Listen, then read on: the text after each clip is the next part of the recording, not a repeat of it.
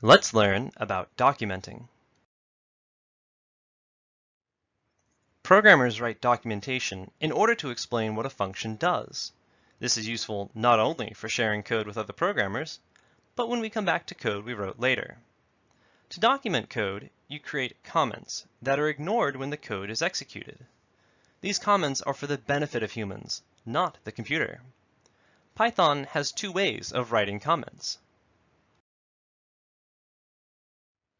To make a single-line comment in Python, you should use the hash symbol, also known as pound or octothorpe.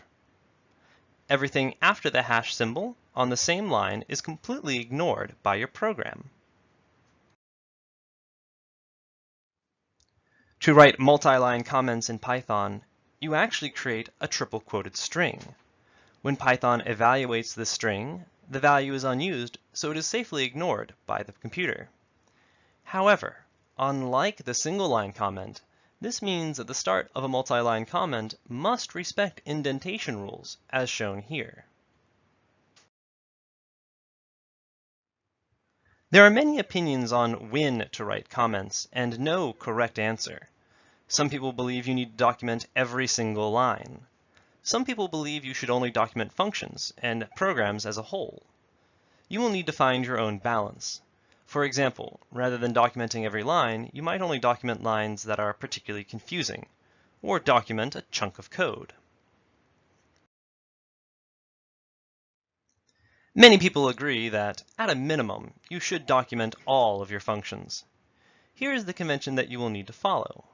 Use a triple quoted string as the first line in the definition of the function.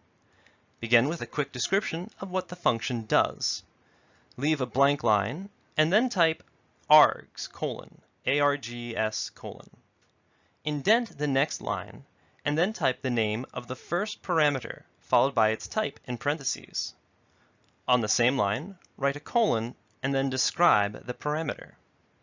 If you need to continue on to the next line, make sure it is indented past the previous line. You should repeat this for all parameters of your function. Finally, write returns colon, and then, on the next line, write the name of the return type, followed by a colon and a description of the returned value.